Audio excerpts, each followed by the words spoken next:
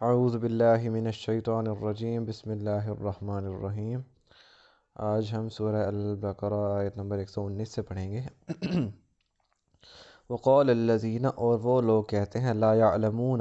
جو نہیں جانتے۔ ابھی ہم نے اوپر والی آیت میں دیکھا ہے نا کہ ان تین گروہوں کا ذکر ہوا ہے، ایک یہودیوں کا، ایک عیسائیوں کا، اور تیسرا کذالک قال الذین لا یعلمون، کافر لوگوں کا، مشرک، تو وہی لوگوں کا ذکر ہو رہا ہے۔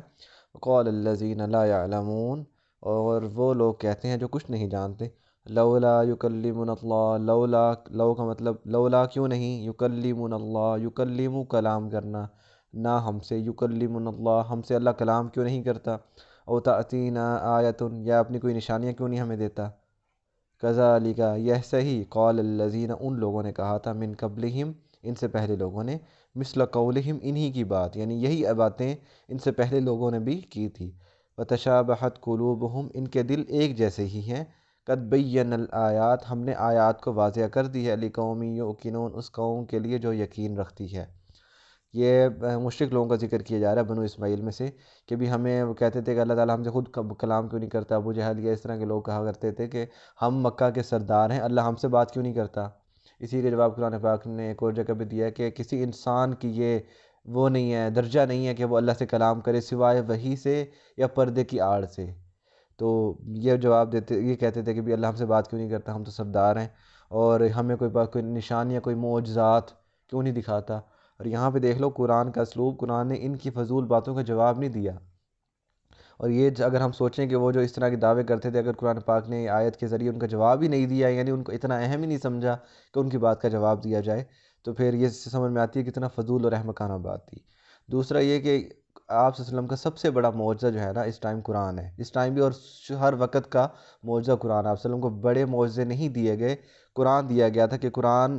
قیامت تک کے انسانوں کے لیے، یعنی اس سے مراد یہ سمجھ لیں کہ عرب کے لیے اس کی تاثیر اور تھی، بعد میں آنے والے لوگوں کے لیے اس کی تاثیر اور تھی، اور اب اس کی تاثیر اور ہے، قیامت تک کے لیے اور تاثیر ہے۔ یعنی یہ ایک بک ایسی ہے جو اس کے الفاظ نہیں بدل رہے، شیپ نہیں بدل رہی، کچھ نہیں بدل رہا، میننگ بھی وہی ہے، سارا کچھ وہی ہے، لیکن اس کے باوجود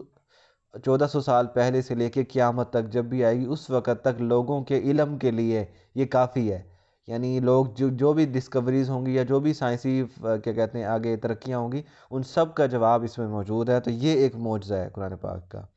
تشابہت قلوبہم، ان کے دل ملتے ہیں، اور ہم نے واضح کر دیا اس قوم کے لیے جو یقین رکھتے ہیں۔ انا ارسلناک، بے شک ہم نے آپ کو بھیجا ہے، بالحق کی، حق کے ساتھ، بشیرن،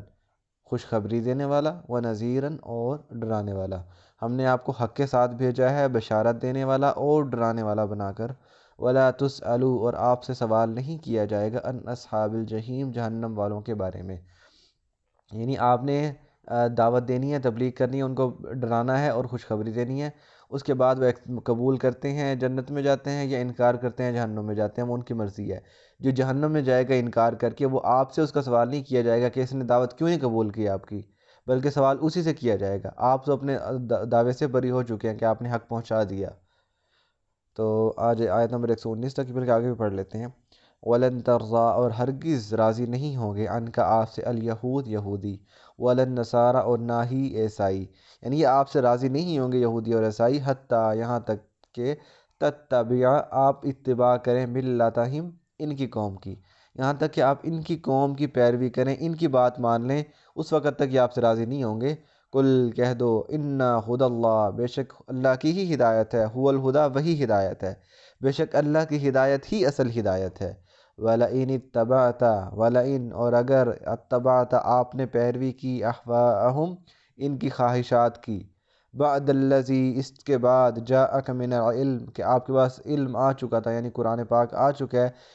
ما لکا، نہیں ہے آپ کے لیے، من اللہ، اللہ کے سوا، من ولی، کوئی ولی، مددگار، ولی کا مطلب کوئی دوست، ولا نصیر، اور نہ کوئی مددگار، تو آپ کے لیے نہ کوئی دوست ہوگا اور نہ مددگار۔ یہاں پہ بے شک تنبیہ آپ صلی اللہ علیہ وسلم کو کی جا رہی ہے، لیکن اس میں چھپی ہوئی جو تنبیہ ہے وہ یہودیوں کے لیے ہے، کہ یہ اتنے بگڑے ہوئے ہیں کہ ان کی پیروی کرنا ایسا ہے اللہ سے دشمنی مول لینا، کہ بھی اللہ کے علاوہ نہ ان کا کوئی مددگار ہوگا نہ کوئی دوست۔